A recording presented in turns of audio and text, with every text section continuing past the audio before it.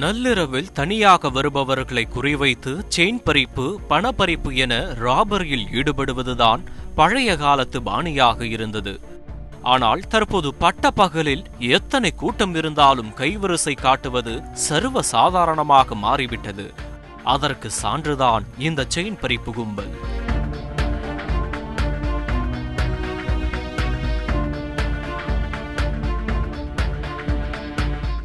மாநிலம் விட்டு மாநிலம் லாங் டிராவலில் வந்து வாடகைக்கு ரூம் எடுத்து தங்கி செயின் பறிப்பை முழு நேர தொழிலாக வைத்திருந்த கொள்ளையர்களை போலீசார் கைது செய்திருக்கிறார்கள்.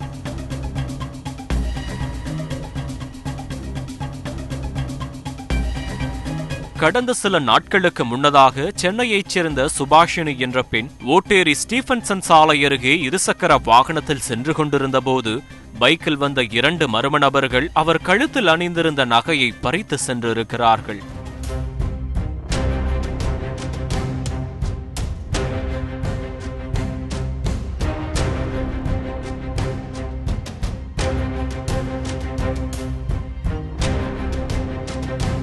இதுகுறித்து அவர் காவல் நிலையத்தில் புகார் கொடுக்கவே போலீசார் அந்த பகுதியில் உள்ள சிசிடிவி காட்சிகளை ஆய்வு செய்திருக்கிறார்கள்.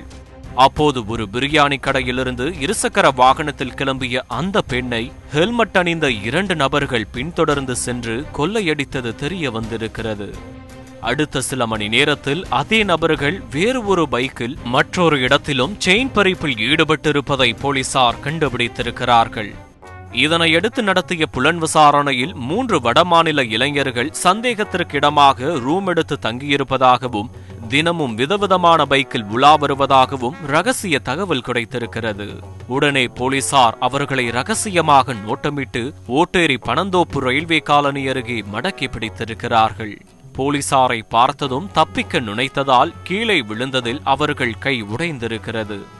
சிகிச்சைக்கு பிறகு அவர்களை காவல் நிலையத்திற்கு அழைத்து வந்து நடத்திய விசாரணையில்தான் இந்த கும்பல் திருடுவதற்காக மாநிலம் விட்டு மாநிலம் வந்திருப்பது தெரிய வந்திருக்கிறது.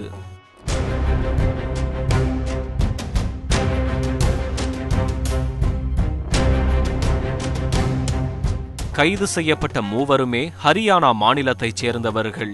செயின் திருட்டில் ஈடுபடுவதற்காகவே சில நாட்களுக்கு முன் சென்னைக்கு வந்தவர்கள் வேலை தேடி வந்தது போலவே ஒரு அறையை வாடகைக்கு எடுத்து தங்கியிருக்கிறார்கள். அதன் பிறகு பைக்குகளை ஒரு நாள் வாடகைக்கு விடும் நபர்களிடமிருந்து வண்டியை எடுத்துக்கொண்டு பல்வேறு இடங்களில் செயின் பறிப்பில் ஈடுபட்டிருக்கிறார்கள். மூவரையும் கைது செய்த போலீசார் இதுபோல வேறு எங்கெங்கு சம்பவம் செய்திருக்கிறார்கள் என விசாரித்து வருகிறார்கள்.